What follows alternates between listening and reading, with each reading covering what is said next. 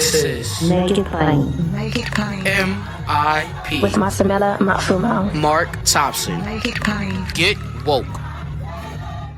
At Kroger Pharmacy, care is what's most convenient for you. Care is being here when you need us. We're open evenings and weekends. Care is helping you save more. Most insurance plans and discount cards are accepted at your local Kroger Pharmacy. Care is saving you time by managing your prescriptions online. You can request refills, check order status, and more. Care is convenience that works for everyone. Kroger Health, a world of care is in store. Services and availability vary by location. Age and other restrictions may apply. For coverage, consult your health insurance company. Visit the pharmacy or our site for details. Every day, we rise, challenging ourselves to work for what we believe in. At U.S. Border Patrol, protecting our borders is more than a job. It's a calling. Agents answer the call, working together to keep our country and communities safe. If you're ready for a new mission, join U.S. Border Patrol and go beyond. Learn more at cbp.gov/careers. Heed our ancestors' prescient words as we once again observe this Make It Plain tradition. What to the slave is the 4th of July? Frederick Douglass, July 5th, 1852. Mr. President, friends, and fellow citizens, he who could address this audience without a quailing sensation has stronger nerves than I have. I do not remember ever to have appeared as a speaker before any assembly more shrinkingly nor with greater distrust of my ability than I do this day. A feeling has crept over me, quite unfavorable to the exercise of my limited powers of speech. The task before me is one which requires much previous thought and study for its proper performance. I know that apologies of this sort are generally considered flat and unmeaning. I trust, however, that mine will not be so considered. Should I seem at ease, my appearance would much misrepresent me. The little experience I have had in addressing public meetings in country schoolhouses avails me nothing on the present occasion. The papers and placards say that I am to deliver a 4th of July oration. This certainly sounds large and out of the common way, for it is true that I have often had the privilege to speak in this beautiful hall and to address many who now honor me with their presence. But neither their familiar faces nor the perfect gauge I think I have of Corinthian Hall seems to free me from embarrassment.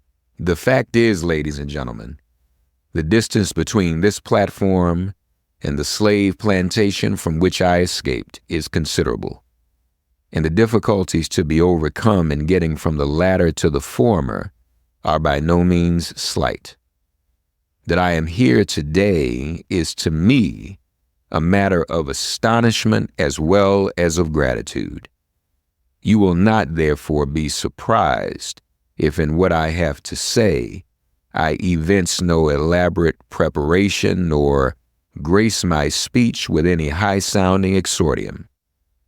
With little experience and with less learning, I have been able to throw my thoughts hastily and imperfectly together, and trusting to your patient and generous indulgence, I will proceed to lay them before you. This, for the purpose of this celebration, is the 4th of July.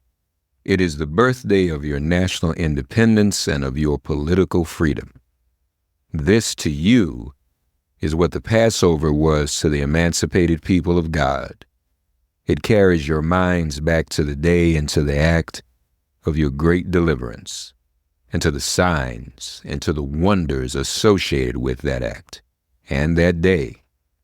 This celebration also marks the beginning of another year of your national life and reminds you that the Republic of America is now 76 years old. I am glad, fellow citizens, that your nation is so young. 76 years, though, a good old age for a man, is but a mere speck in the life of a nation. 70 years and 10 is the allotted time for individual men, but nations number their years by thousands.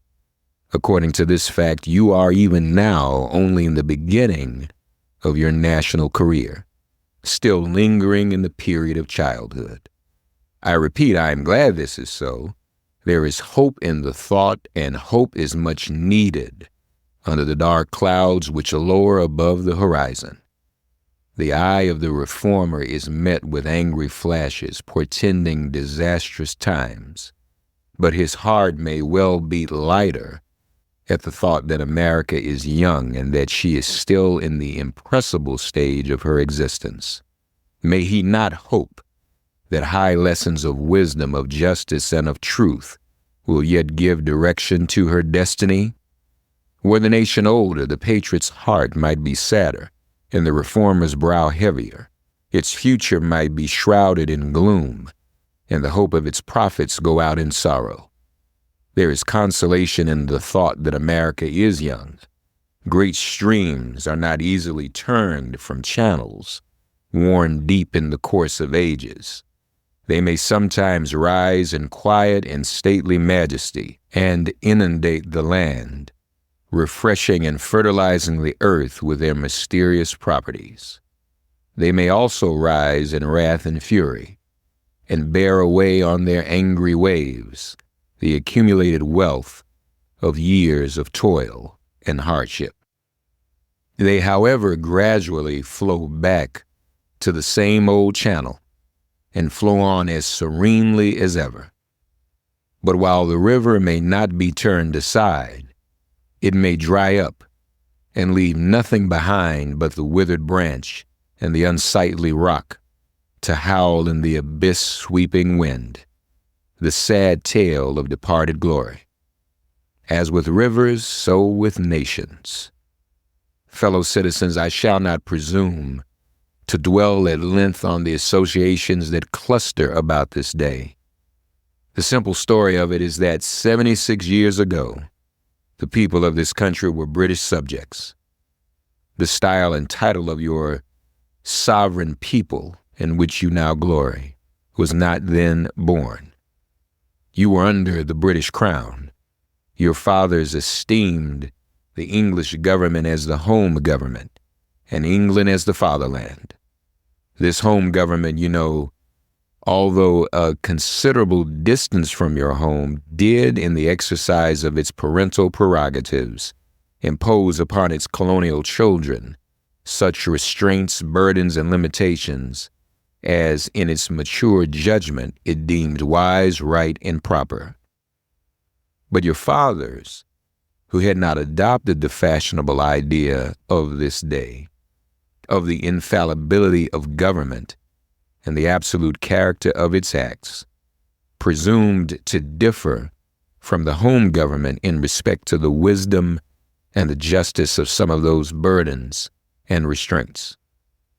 They went so far in their excitement as to pronounce the measures of government unjust, unreasonable, and oppressive, and altogether such as ought not to be quietly submitted to.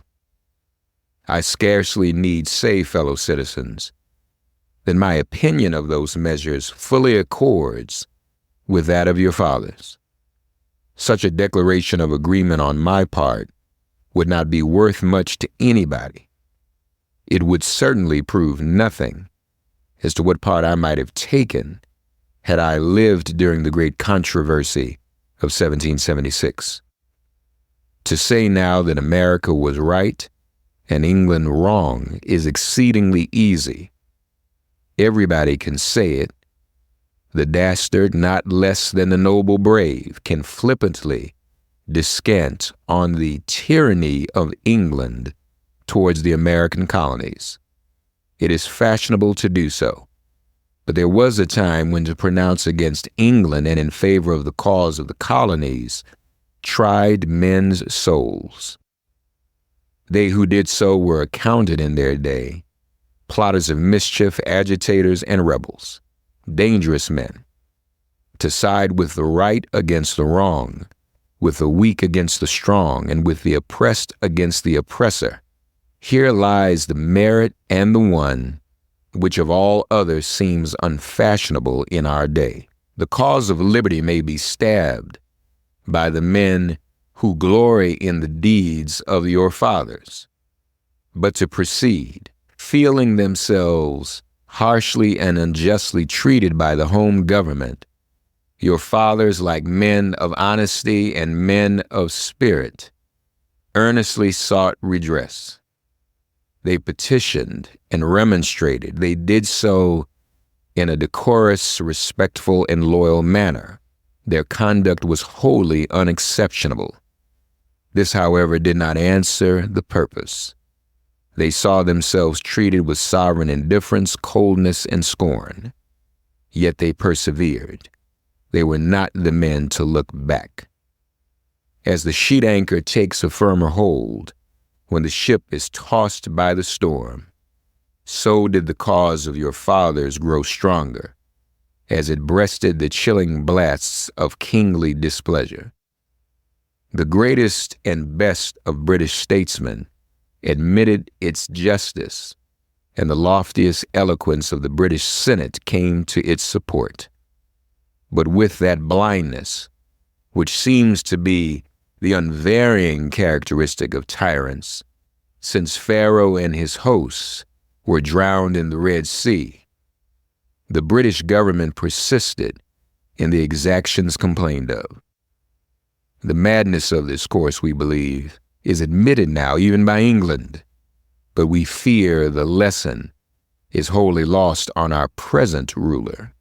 Oppression makes a wise man mad. Your fathers were wise men, and if they did not go mad, they became restive under this treatment. They felt themselves the victims of grievous wrongs, wholly incurable in their colonial capacity. With brave men, there is always a remedy for oppression. Just here, the idea of a total separation of the colonies from the crown was born. It was a startling idea, much more so than we at this distance of time regard it. The timid and the prudent, as has been intimated, of that day were of course shocked and alarmed by it. Such people lived then, had lived before, and will probably ever have a place on this planet. And their course in respect to any great change, no matter how great the good to be attained or the wrong to be redressed by it, may be calculated with as much precision as can be the course of the stars. They hate all changes, but silver, gold, and copper change. Of this sort of change, they are always strongly in favor. These people were called Tories in the days of your fathers, and the appellation probably conveyed the same idea that is meant by a more modern, though a somewhat less euphonious term, which we often find in our papers, applied to some of our old politicians. Their opposition to the then dangerous thought was earnest and powerful. But amid all their terror and affrighted vociferations against it, the alarming and revolutionary idea moved on, and the country with it. On the 2nd of July, 1776, the old Continental Congress, to the dismay of the lovers of ease and the worshippers of property, clothed that dreadful idea with all the authority of national sanction. They did so in the form of a resolution, and as we seldom hit upon resolutions drawn up in our day whose transparency is at all equal to this, it may refresh your minds and help my story if I read it. Resolve that these united colonies are and of right ought to be free and independent states, that they are absolved from all allegiance to the British Crown, and that all political connection between them and the state of Great Britain is and ought to be dissolved. Citizens, your fathers made good that resolution. They succeeded, and today you reap the fruits of their success. The freedom gained is yours, and you therefore may properly celebrate this anniversary. The 4th of July is the first great fact in your nation's history, the very ring bolt in the chain of your yet undeveloped destiny. Pride and patriotism, not less than gratitude, prompt you to celebrate and to hold it in perpetual remembrance. I have said that the Declaration of Independence is the ring bolt to the chain of your nation's destiny. So indeed I regard it. The principles contained in that instrument are saving principles. Stand by those principles, be true to them on all occasions and in all places, against all foes and at whatever cost. From the round top of your ship of state, dark and threatening clouds may be seen. Heavy billows like mountains in the distance disclose to the leeward huge forms of flinty rocks. That bolt drawn, that chain broken, and all is lost. Cling to this day, cling to it, and to its principles, with the grasp of a storm-tossed mariner to a spar at midnight. The coming into being of any nation, in any circumstances, is an interesting event. But besides general considerations, there were peculiar circumstances which make the advent of this republic an event of special attractiveness. The whole scene, as I look back to it, was simple, dignified, and sublime. The population of the country at the time stood at the insignificant number of 3 millions. The country was poor in the munitions of war. The population was weak and scattered, and the country a wilderness unsubdued. There were then no means of concert and combination such as exists now. Neither steam nor lightning had then been reduced to order and discipline. From the Potomac to the Delaware was a journey of many days. Under these and innumerable other disadvantages, your fathers declared for liberty and independence and triumphed. Fellow citizens, I am not wanting in respect for the fathers of this republic. The signers of the Declaration of Independence were brave men. They were great men, too, great enough to give fame to a great age. It does not often happen to a nation to raise at one time such a number of truly great men. The point from which I am compelled to view them is not certainly the most favorable, and yet I cannot contemplate their great deeds with less than admiration. They were statesmen, patriots, and heroes, and for the good they did and the principles they contended for, I will unite with you to honor their memory. They loved the country better than their own private interests, and though this is not the highest form of human excellence, all will concede that it is a rare virtue, and that when it is exhibited, it ought to command respect. He who will intelligently lay down his life for his country is a man whom it is not in human nature to despise.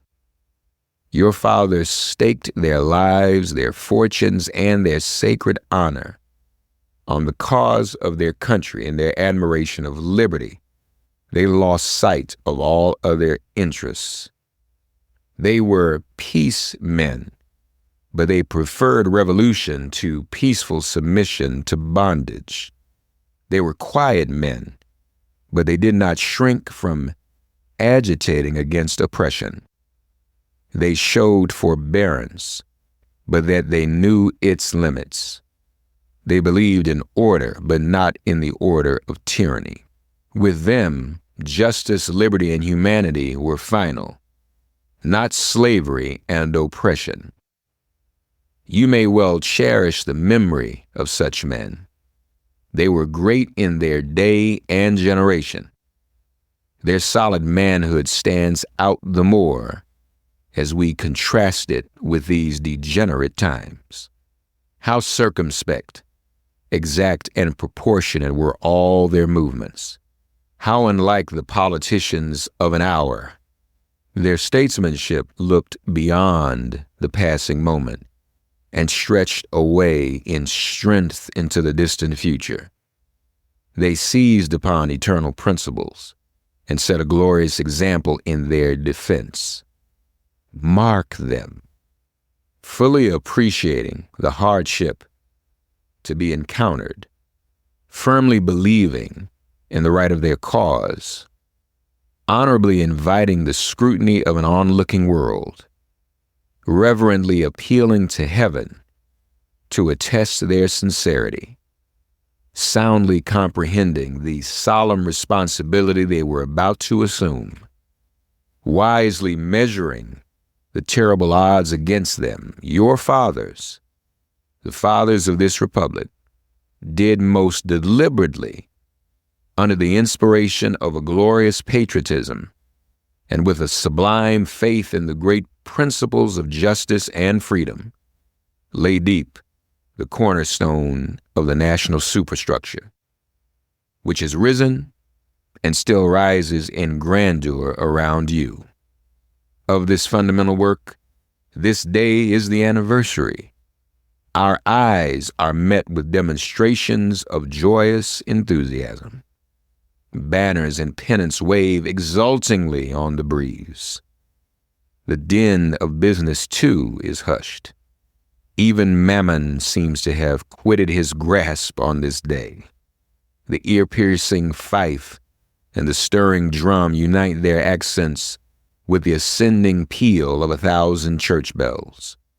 Prayers are made, hymns are sung, and sermons are preached in honor of this day, while the quick martial tramp of a great multitudinous nation, echoed back by all the hills, valleys, and mountains of a vast continent, bespeak the occasion one of thrilling and universal interests, nation's jubilee. Friends and citizens, I need not enter further into the causes which led to this anniversary. Many of you understand them better than I do. You can instruct me in regard to them. That is a branch of knowledge in which you feel perhaps a much deeper interest than your speaker. The causes which led to the separation of the colonies from the British Crown have never lacked for a tongue. They have all been taught in your common schools, narrated at your firesides, unfolded from your pulpits, and thundered from your legislative halls, and are as familiar to you as household words. They form the staple of your national poetry and eloquence. I remember also that as a people, Americans are remarkably familiar with all facts which make in their own favor. This is esteemed by some as a national trait, perhaps a national weakness. It is a fact that whatever makes for the wealth or for the reputations of Americans and can be had cheap will be found by Americans. I shall not be charged with slandering Americans if I say I think the American side of any question may be safely left in American hands. I leave, therefore, the great deeds of your fathers to other gentlemen whose claim to have been regularly descended will be less likely to be disputed than mine.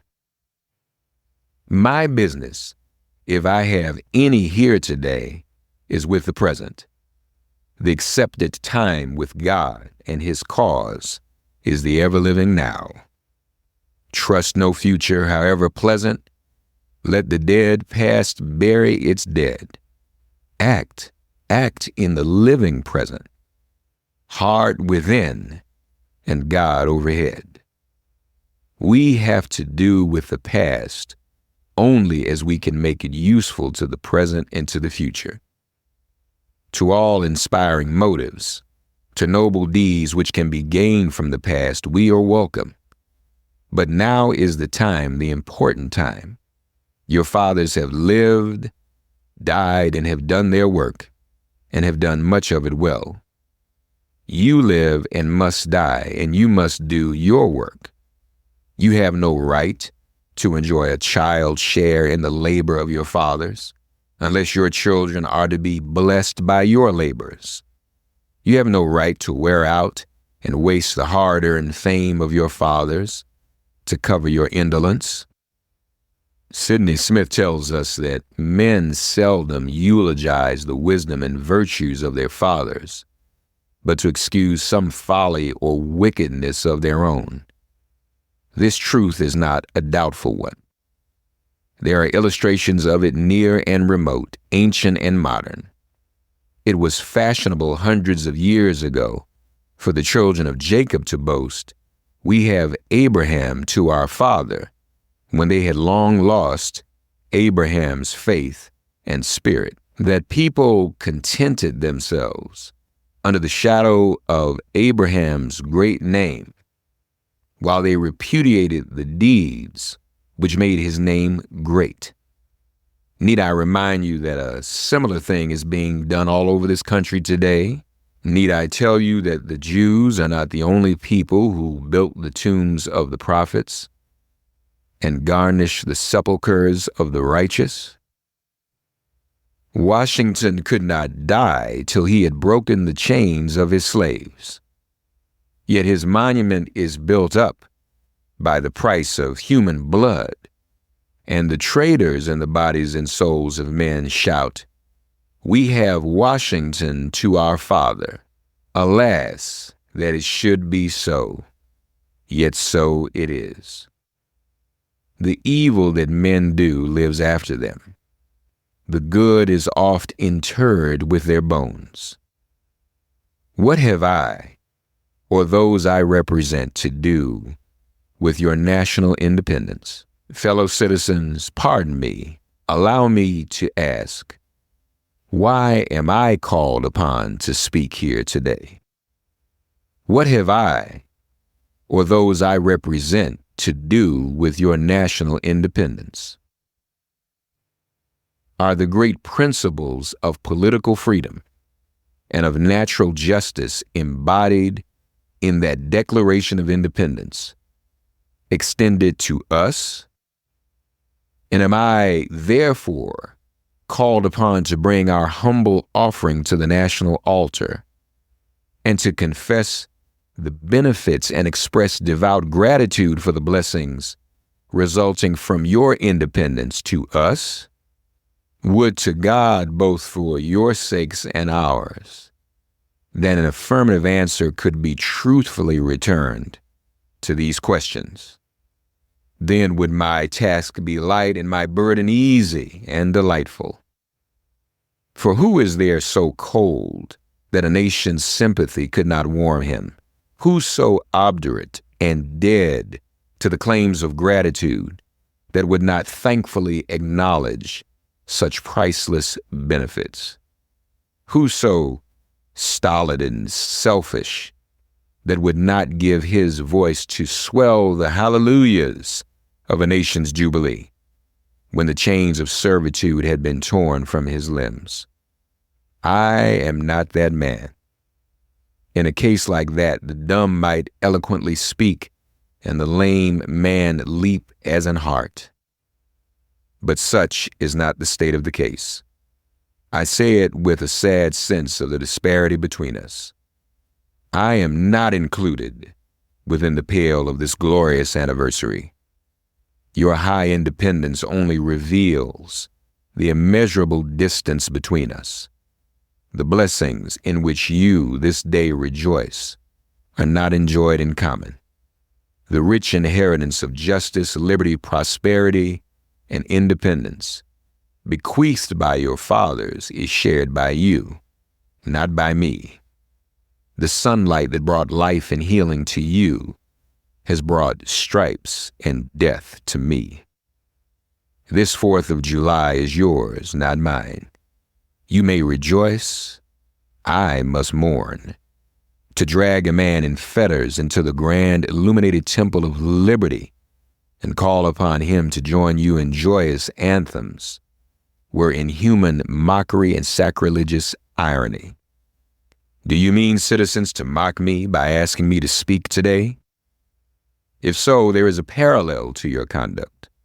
And let me warn you that it is dangerous to copy the example of a nation whose crimes, lowering up to heaven, were thrown down by the breath of the Almighty, burying that nation in irrecoverable ruin. I can today take up the plaintive lament of a peeled and woe-smitten people. By the rivers of Babylon, there we sat down. Yea, we wept when we remembered Zion. We hanged our harps upon the willows in the midst thereof. For there they that carried us away captive required of us a song, and they who wasted us required of us mirth, saying, Sing us one of the songs of Zion. How can we sing the Lord's song in a strange land? If I forget thee, O Jerusalem, let my right hand forget her cunning. If I do not remember thee, let my tongue cleave to the roof of my mouth. Fellow citizens, above your national tumultuous joy, I hear the mournful wail of millions, whose chains, heavy and grievous yesterday, are today rendered more intolerable by the jubilee shouts that reach them. If I do forget, if I do not faithfully remember those bleeding children of sorrow this day, may my right hand forget her cunning, and may my tongue cleave to the roof of my mouth. To forget them, to pass lightly over their wrongs, and to chime in with the popular theme would be treason most scandalous and shocking, and would make me a reproach before God and the world. At Kroger Pharmacy, care is what's most convenient for you. Care is being here when you need us. We're open evenings and weekends. Care is helping you save more. Most insurance plans and discount cards are accepted at your local Kroger Pharmacy. Care is saving you time by managing your prescriptions online. You can request refills, check order status, and more. Care is convenience that works for everyone. Kroger Health, a world of care is in store. Services and availability vary by location. Age and other restrictions may apply. For coverage, consult your health insurance company. Visit the pharmacy or our site for details. What if you could have a career where the opportunities are as vast as our nation, where it's not about mission statements, but a shared mission? At U.S. Customs and Border Protection, we go beyond to protect more than borders. From ship to shore, air to ground, cities to local communities, CBP agents and officers are keeping people safe. Join U.S. Customs and Border Protection and go beyond for something far greater than yourself. Learn more at cbp.gov/careers. My subject then, fellow citizens, is American slavery. I shall see this day and its popular characteristics from the slave's point of view. Standing there identified with the American bondman, making his wrongs mine, I do not hesitate to declare with all my soul that the character and conduct of this nation never looked blacker to me than on this 4th of July.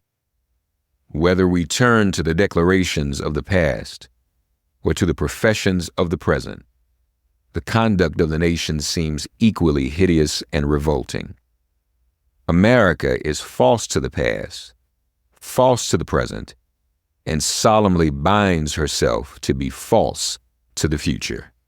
Standing with God and the crushed and bleeding slave on this occasion, I will, in the name of humanity, which is outraged, in the name of liberty, which is fettered, in the name of the Constitution and the Bible, which are disregarded and trampled upon, dare to call in question and to denounce with all the emphasis I can command everything that serves to perpetuate slavery, the great sin and shame of America.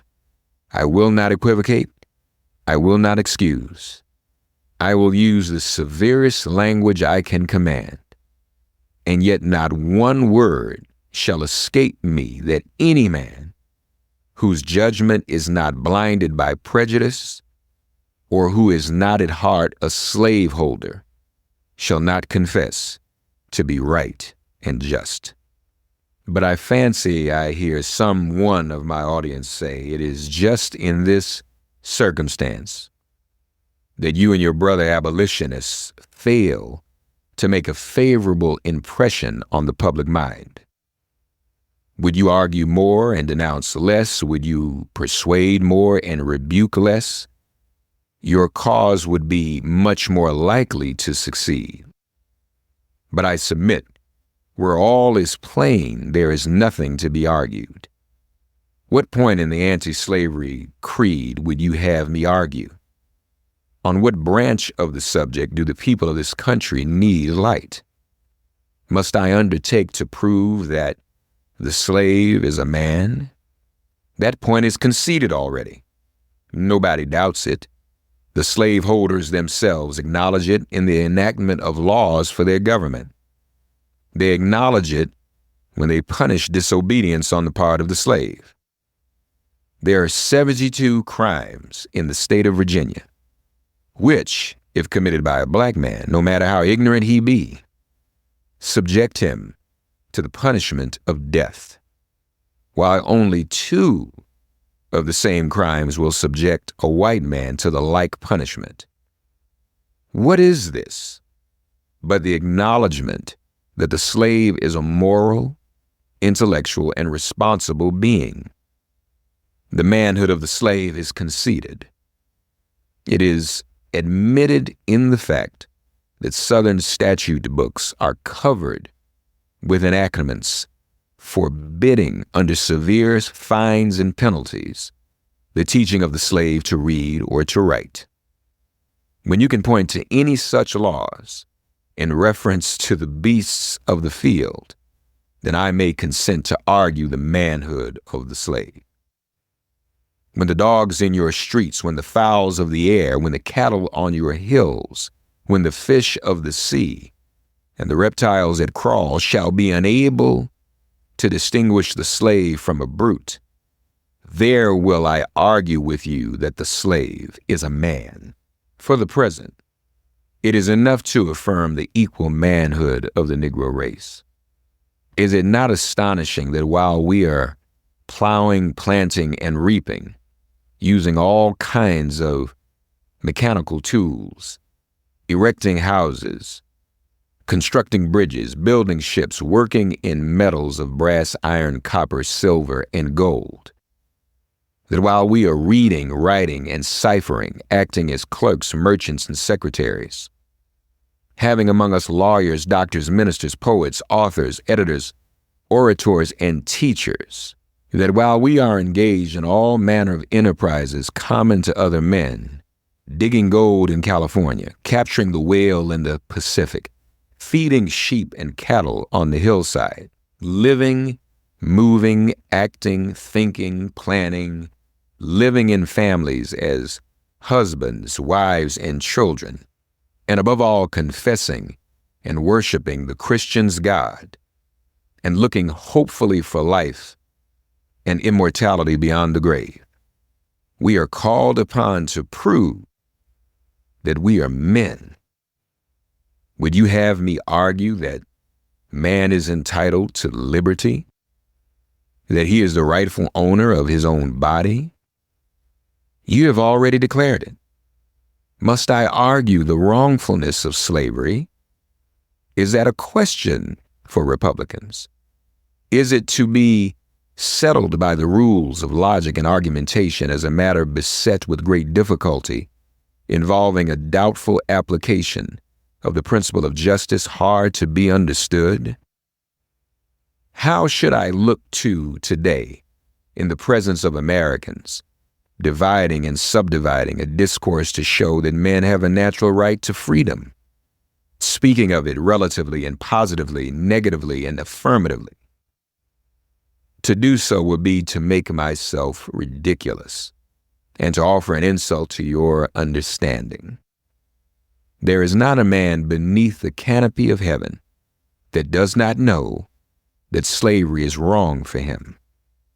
What am I to argue that it is wrong to make men brutes, to rob them of their liberty, to work them without wages, to keep them ignorant of their relations to their fellow men, to beat them with sticks, to flay their flesh with the lash, to load their limbs with irons, to hunt them with dogs, to sell them at auction, to sunder their families, to knock out their teeth, to burn their flesh, to starve them into obedience and submission to their masters.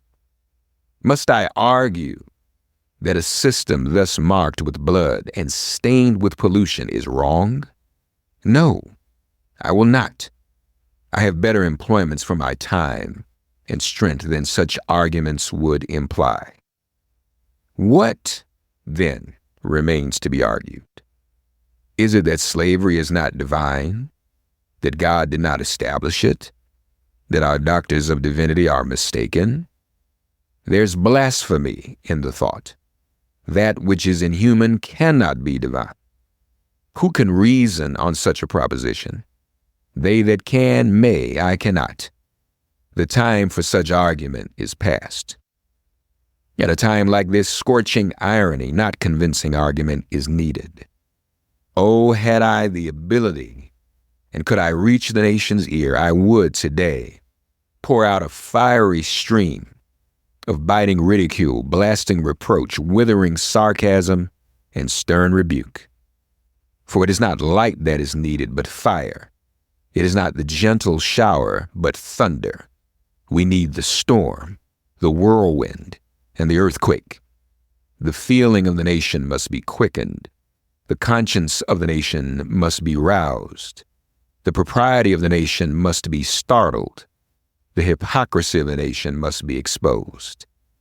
And its crimes against God and man must be proclaimed and denounced. What, to the American slave, is your 4th of July? I answer, a day that reveals to him more than all other days in the year the gross injustice and cruelty to which he is the constant victim. To him, your celebration is a sham. Your boasted liberty an unholy license, your national greatness swelling vanity, your sounds of rejoicing are empty and heartless.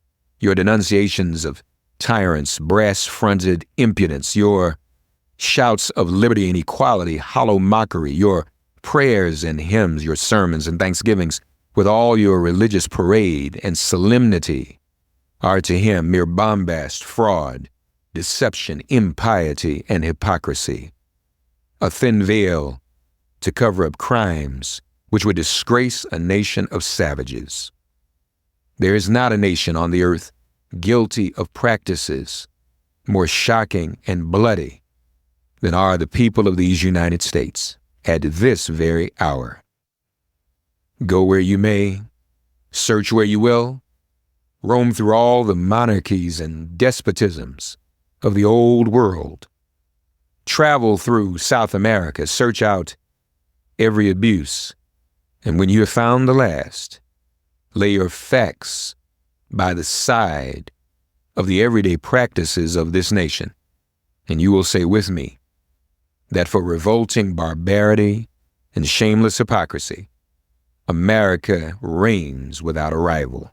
Take the American slave trade, which we are told by the papers is especially prosperous just now.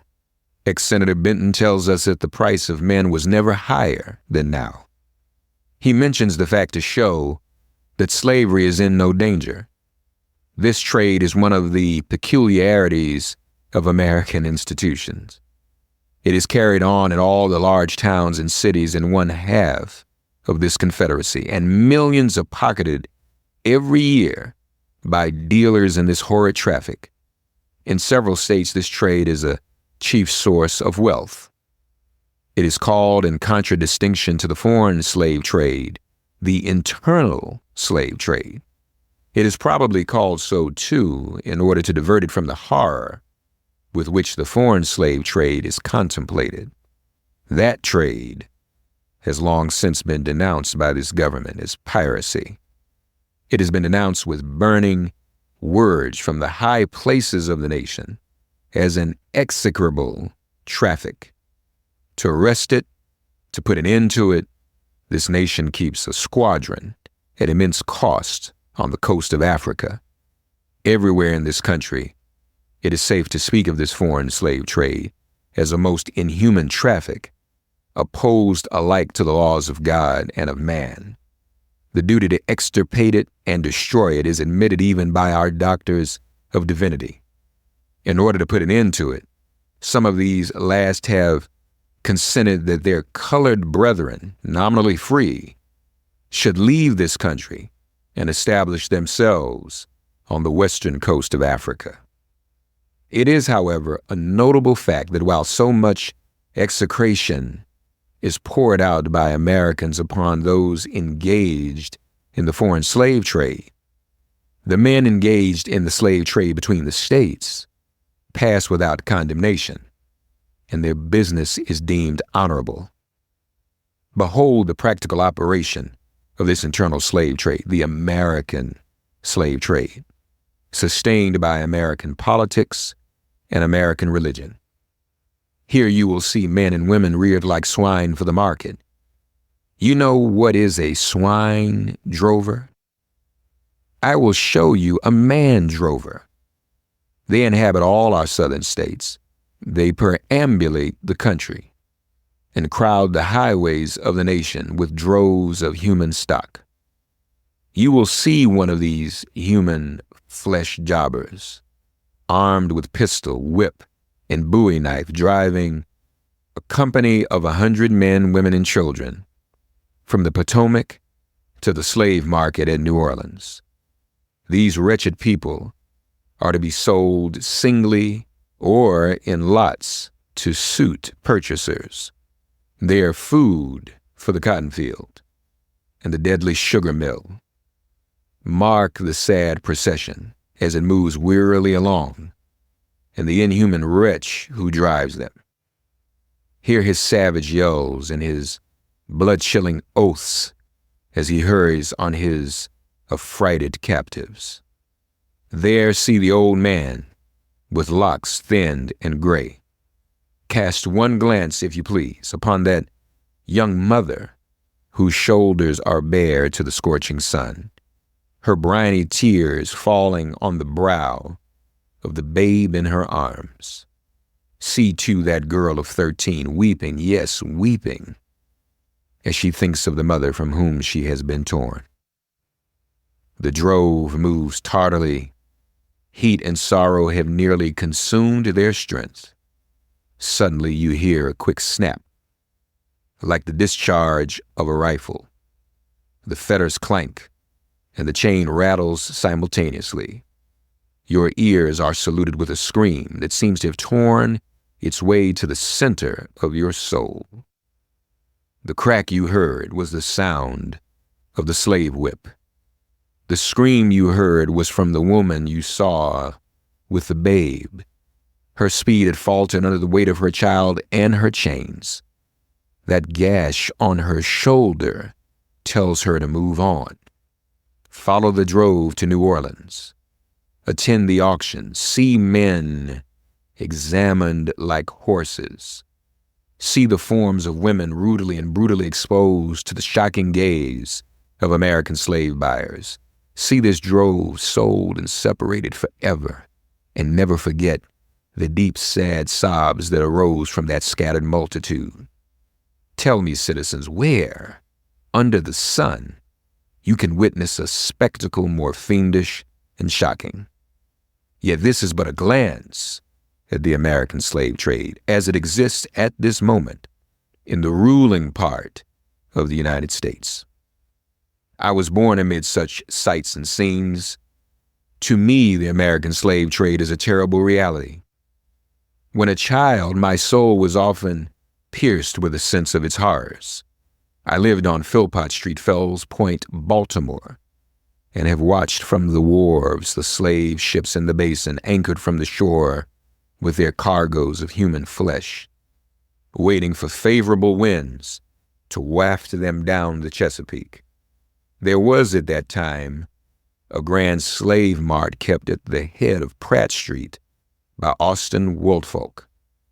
His agents were sent into every town and county in Maryland, announcing their arrival. through the papers and on flaming handbills, headed Cash for Negroes. These men were generally well-dressed men and very captivating in their manners, ever ready to drink, to treat, and to gamble. The fate of many a slave has depended upon the turn of a single card, and many a child has been snatched from the arms of its mother by bargains arranged in a state of brutal drunkenness. The fleshmongers gather up their victims by dozens and drive them chained to the General Depot at Baltimore. When a sufficient number have been collected here, a ship is chartered for the purpose of conveying the forlorn crew to Mobile or to New Orleans. From the slave prison to the ship, they are usually driven in the darkness of night, for since the anti-slavery agitation, a certain caution is observed.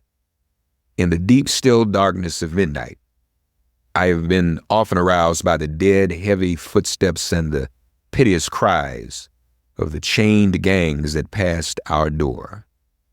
The anguish of my boyish heart was intense, and I was often consoled when speaking to my mistress in the morning to hear her say that the custom was very wicked, that she hated to hear the rattle of the chains and the heart-rending cries. I was glad to find one who sympathized with me in my horror. Fellow citizens, this murderous traffic is today in active operation in this boasted republic. In the solitude of my spirit, I see clouds of dust raised on the highways of the South.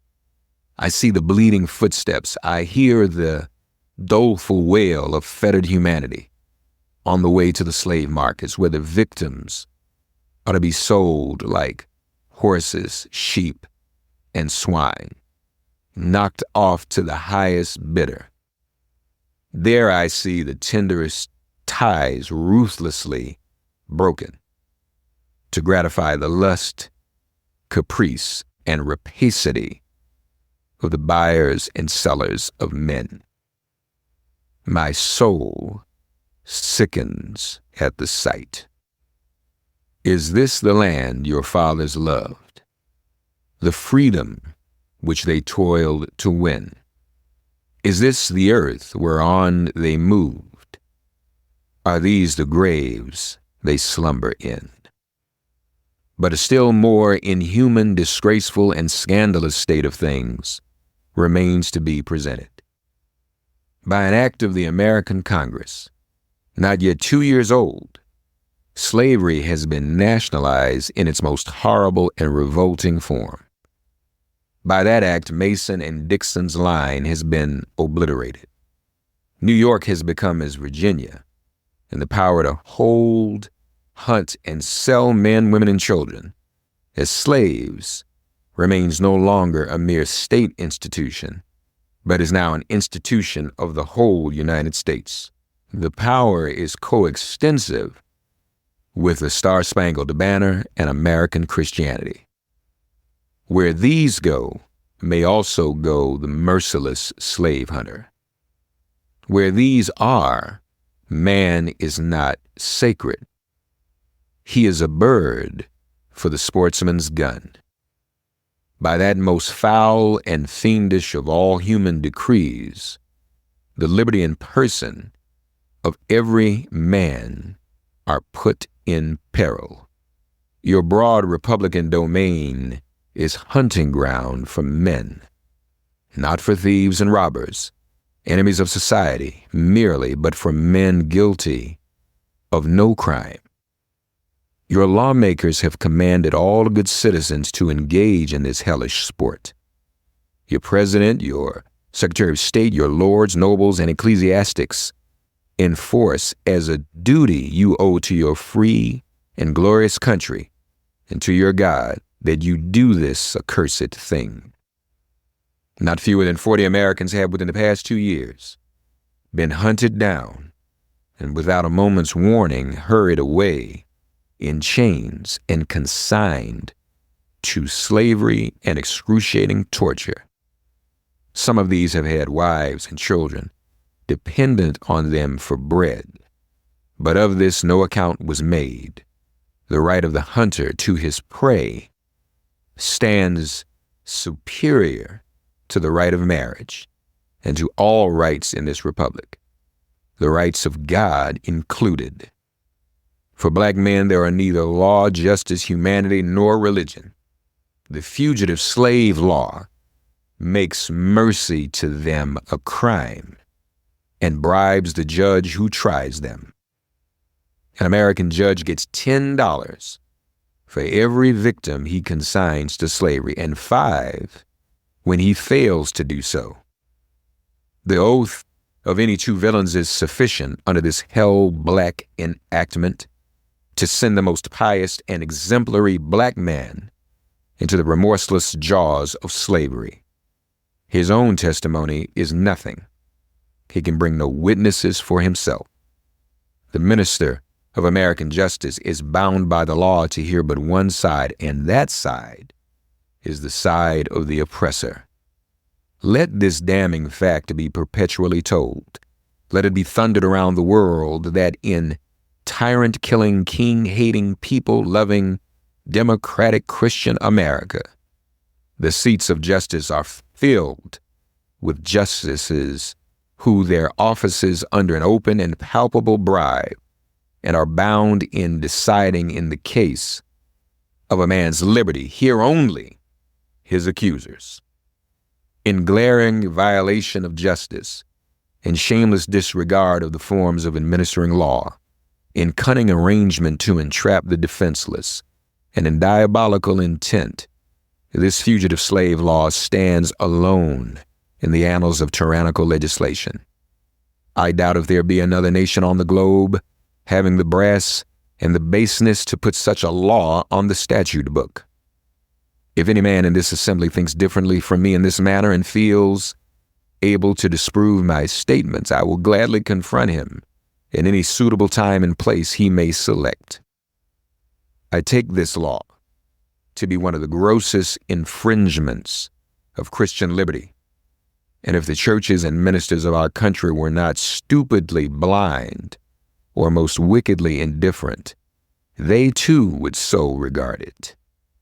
At the very moment that they are thanking God for the enjoyment of civil and religious liberty and for the right to worship God according to the dictates of their own consciences, they are utterly silent in response to a law which robs religion of its chief significance and makes it utterly worthless to a world lying in wickedness. Did this law concern the mint, anise, and cumin, abridge the right to sing psalms, to partake of the sacrament, or to engage in any of the ceremonies of religion, it would be smitten by the thunder of 1,000 pulpits. A general shout would go up from the church, demanding repeal, repeal, instant repeal. It would go hard with that politician who presumed to solicit the votes of the people without inscribing this motto on his banner. Further, if this demand were not complied with, another Scotland would be added to the history of religious liberty, and the stern old Covenanters would be thrown into the shade.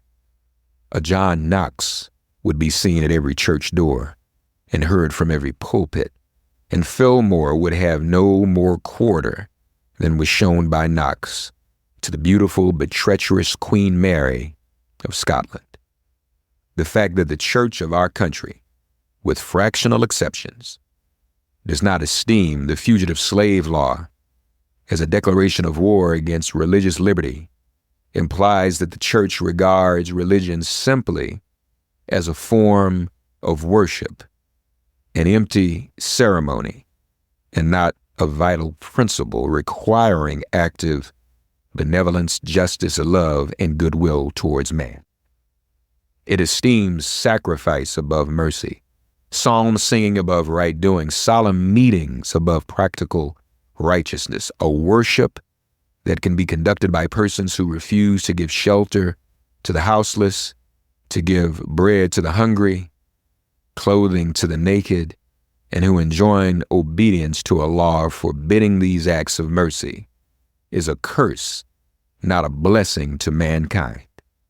The Bible addresses all such persons as scribes, Pharisees, hypocrites who pay tithe of mint, anise, and cumin, and have omitted the weightier matters of the law, judgment, mercy, and faith. But the church of this country is not only indifferent to the wrongs of the slave, it actually takes sides with the oppressors. It has made itself the bulwark of American slavery and the shield of American slave hunters.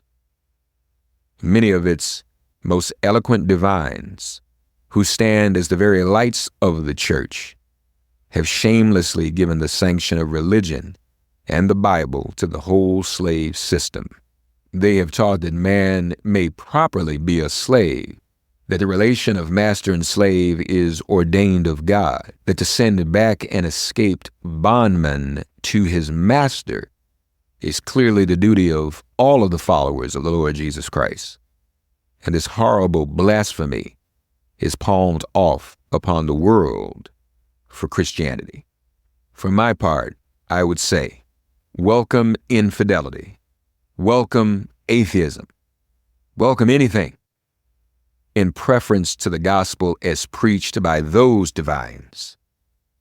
They convert the very name of religion into an engine of tyranny and barbarous cruelty, and serve to confirm more infidels in this age than all the infidel writings of Thomas Paine, Voltaire, and Bolingbroke put together have done. These ministers make religion a cold and flinty-hearted thing, having neither principles of right action nor bowels of compassion. They strip the love of God of its beauty and leave the throng of a religion a huge, horrible, repulsive form. It is a religion for oppressors, tyrants, man-stealers, and thugs. It is not that pure and undefiled religion which is from above and which is first pure, then peaceable, easy to be entreated, full of mercy and good fruits, without partiality and without hypocrisy, but a religion which favors the rich against the poor, which exalts the proud above the humble, which divides mankind into two classes, tyrants and slaves, which says to the man in chains, stay there, and to the oppressor, oppress on. It is a religion which may be professed and enjoyed by all the robbers and enslavers of mankind. It makes God a respecter of persons, denies his fatherhood of the race, and tramples in the dust the great truth of the brotherhood of man. All this we affirm to be true of the popular church and the popular worship of our land and nation, a religion, a church, and a worship which, on the authority of inspired wisdom, we pronounce to be an abomination in the sight of God. In the language of Isaiah, the American church might be well addressed. Bring no more vain ablations. Incense is an abomination unto me. The new moons and Sabbaths, the calling of assemblies, I cannot away with. It is iniquity, even the solemn meeting. Your new moons and your appointed feasts my soul hateth. They are a trouble to me. I am weary to bear them. And when ye spread forth your hands, I will hide mine eyes from you. Yea, when ye make many prayers, I will not hear. Your hands are full of blood. Cease to do evil. Learn to do well. Seek judgment. Relieve the oppressed. Judge for the fatherless. Plead for the widow.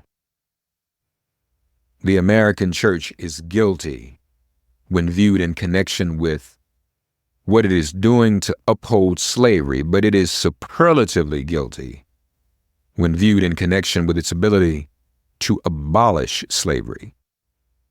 The sin of which it is guilty is one of omission, as well as one of commission.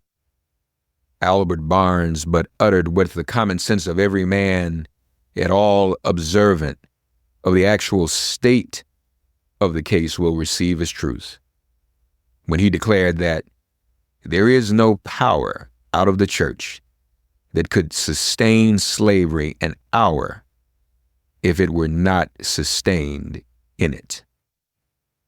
Let the religious press, the pulpit, the Sunday school, the conference meeting, the great ecclesiastical, missionary, Bible, and tract associations of the land array their immense powers against slavery and slaveholding, and the whole system of crime and blood would be scattered to the winds. And that they do not do this involves them in the most awful responsibility of which the mind can conceive. In prosecuting the anti-slavery enterprise, we have been asked to spare the church, to spare the ministry. But how, we ask, could such a thing be done? We are met on the threshold of our efforts for the redemption of the slave by the church and ministry of the country in battle arrayed against us, and we are compelled to fight or flee. From what quarter, I beg to know, has proceeded a fire so deadly upon our ranks during the last 2 years as from the northern pulpit? As the champions of oppressors, the chosen men of American theology have appeared men, honored for their so-called piety and their real learning. The Lords of Buffalo, the Springs of New York, the Lathrops of Auburn, the Coxes and Spencers of Brooklyn, the Gannett's and Sharps of Boston, the Deweys of Washington, and other great religious lights of the land have, in utter denial of the authority of Him by whom the profess to He called to the ministry, deliberately taught us against the example of the Hebrews and against the remonstrance of the apostles. They teach that we ought to obey man's law before the law of God. My spirit wearies of such blasphemy, and how such men can be supported as the standing types and representatives of Jesus Christ is a mystery which I leave others to penetrate. In speaking of the American church, however, let it be distinctly understood that I mean the great mass of the religious organizations of our land. There are exceptions, and I thank God that there are. Noble men may be found scattered all over these northern states, of whom Henry Ward Beecher of Brooklyn, Samuel J. May of Syracuse, and my esteemed friend on the platform are shining examples. And let me say further that upon these men lies the duty to inspire our ranks with high religious faith and zeal, and to cheer us on in the great mission of the slave's redemption from his chains.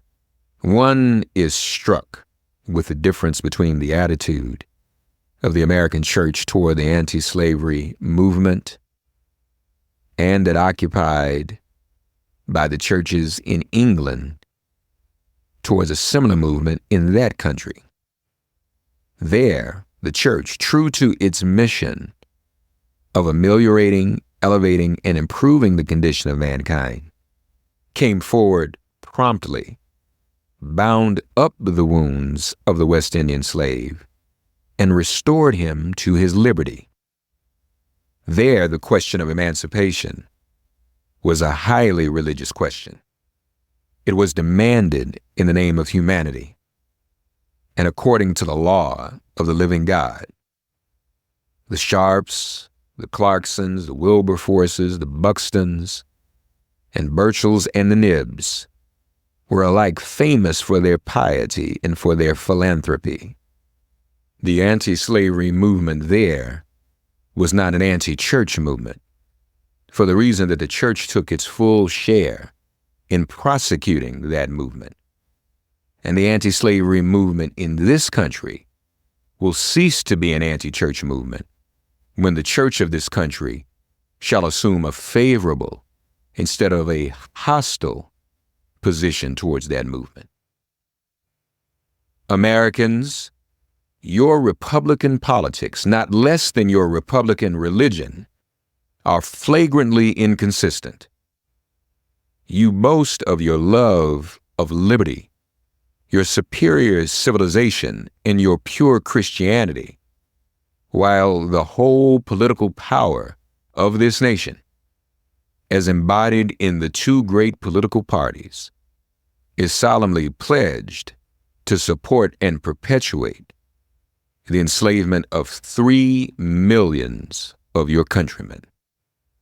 You hurl your anathemas at the crowned-headed tyrants of Russia and Austria, and pride yourselves on your democratic institutions, while you yourselves consent to be the mere tools and bodyguards of the tyrants of Virginia and Carolina.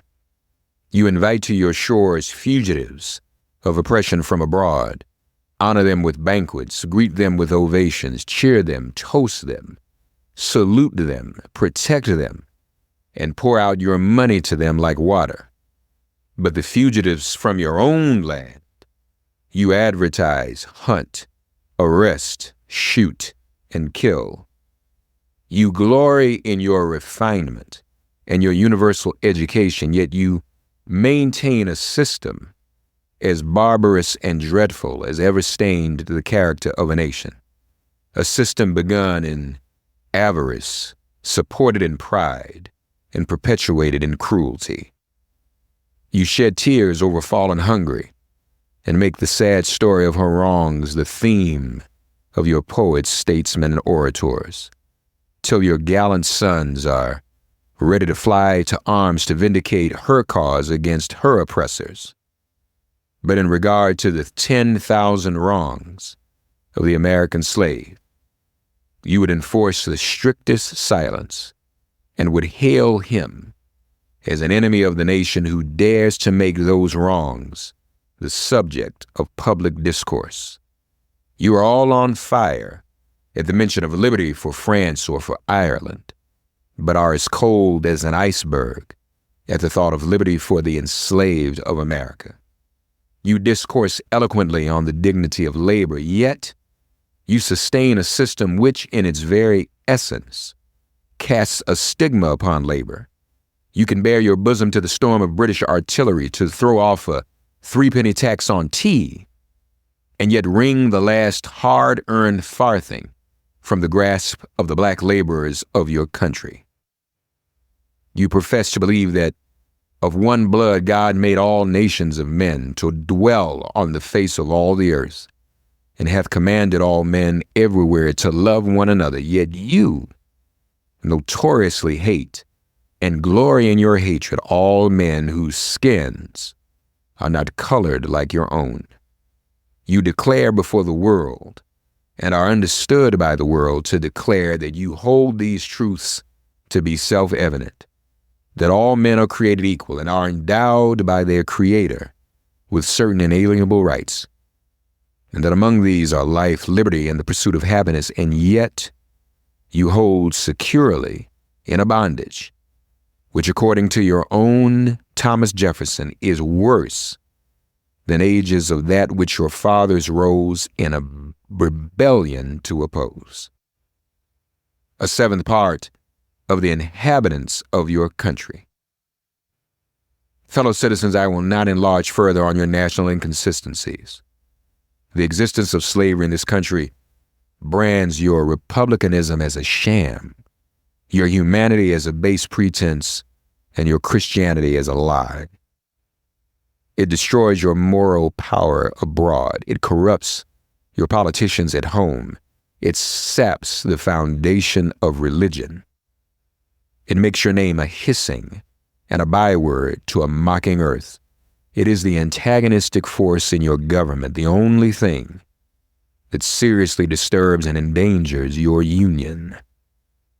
It fetters your progress. It is the enemy of improvement, the deadly foe of education. It fosters pride. It breeds insolence. It promotes vice. It shelters crime. It is a curse to the earth that supports it, and yet you cling to it as if it were the sheet anchor of all your hopes. Oh, be warned, be warned. A horrible reptile is coiled up in your nation's bosom. The venomous creature is nursing at the tender breast of your youthful republic. For the love of God, tear away and fling from you the hideous monster, and let the weight of 20 millions crush and destroy it forever. But it is answered in reply to all this that precisely what I have now denounced is, in fact, guaranteed and sanctioned by the Constitution of the United States. That the right to hold and to hunt slaves is a part of that Constitution framed by the illustrious fathers of this republic. Then I dare to affirm, notwithstanding all I have said before, your fathers stooped, baselessly stooped, to palter with us in a double sense and keep the word of promise to the ear, but break it to the heart. And instead of being the honest men I have before declared them to be, they were the veriest impostors that ever practiced on mankind. This is the inevitable conclusion, and from it there is no escape.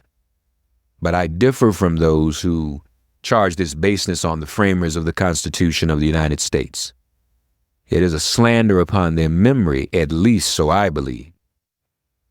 There is not time now to argue the constitutional question at length, nor have I the ability to discuss it as it ought to be discussed.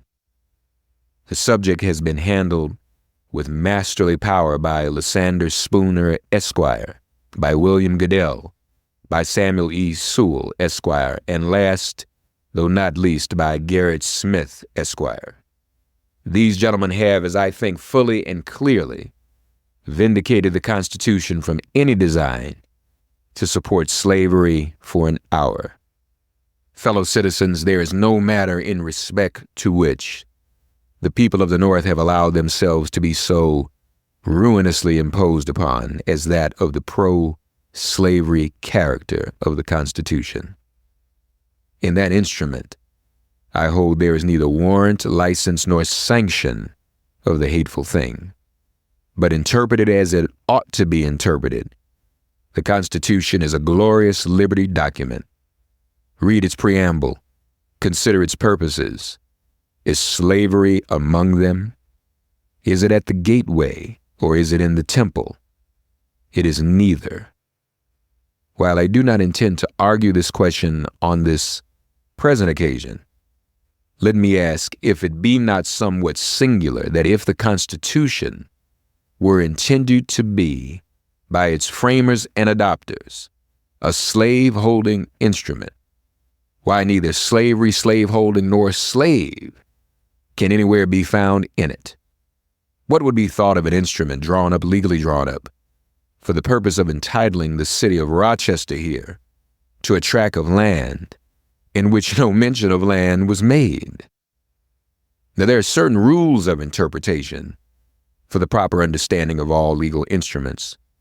These rules are well established.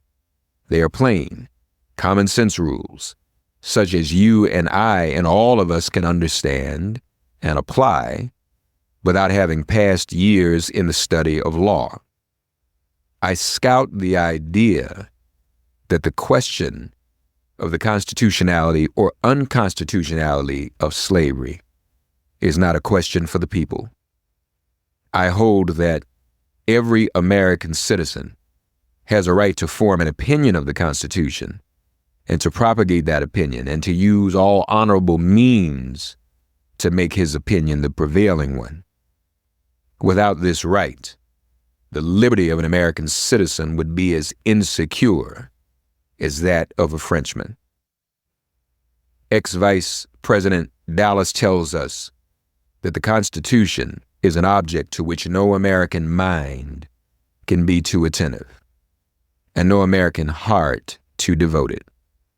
He further says the Constitution, in its words, is plain and intelligible, and is meant for the homebred, unsophisticated understandings of our fellow citizens. Senator Berrien tells us that the Constitution is the fundamental law, that which controls all others, the charter of our liberties, which every citizen has a personal interest in understanding thoroughly. The testimony of Senator Brees, Lewis Cass, and many others that might be named, who are everywhere esteemed as sound lawyers, so regard the Constitution. I take it, therefore, that it is not presumption in a private citizen to form an opinion of that instrument. Now take the Constitution according to its plain reading, and I defy the presentation of a single pro-slavery clause in it. On the other hand, it will be found to contain principles and purposes entirely hostile to the existence of slavery. I have detained my audience entirely too long already.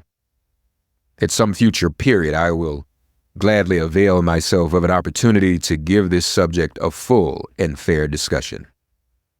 Allow me to say in conclusion, notwithstanding the dark picture I have this day presented of the state of the nation, I do not despair of this country. There are forces in operation which must inevitably work the downfall of slavery. The arm of the Lord is not shortened, and the doom of slavery is certain. I therefore leave off where I began, with hope, while drawing encouragement from the Declaration of Independence, the great principles it contains, and the genius of American institutions. My spirit is also cheered by the obvious tendencies of the age. Nations do not now stand in the same relation to each other that they did ages ago. No nation can now shut itself up from the surrounding world and trot around in the same old path of its fathers without interference. The time was when such could be done.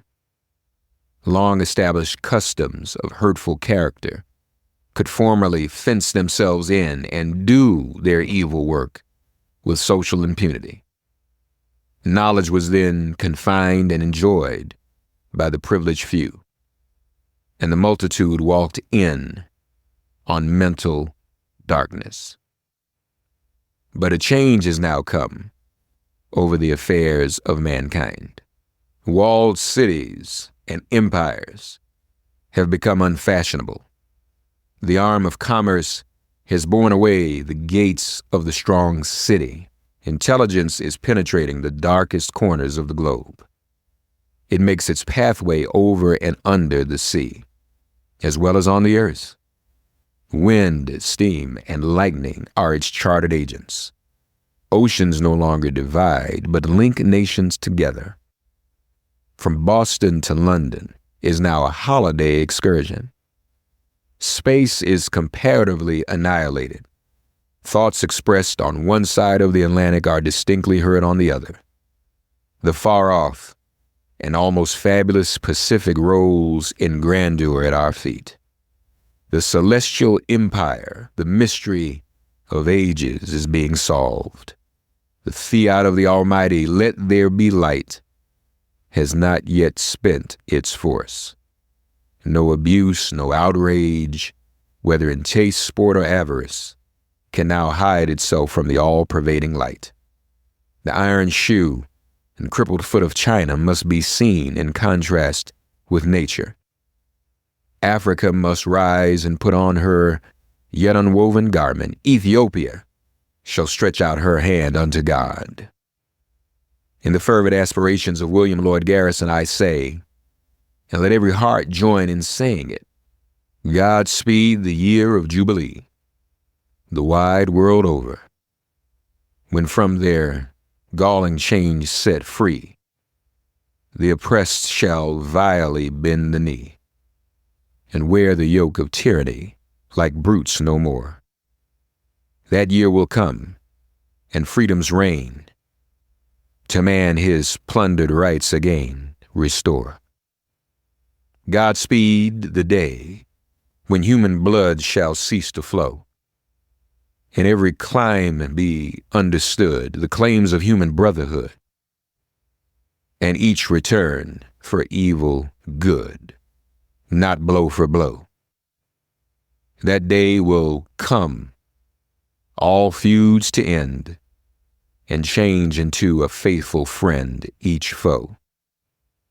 Godspeed the hour, the glorious hour, when none on earth shall exercise a lordly power, nor in a tyrant's presence cower, but all to manhood's stature tower by equal birth. That hour will come to each, to all, and from his prison house the thrall go forth. Until that year, day, hour arrive, with head and heart and hand I'll strive to break the rod and rend the guy, the spoiler of his prey deprive. So witness heaven, and never from my chosen post, whatever the peril or the cost, be driven.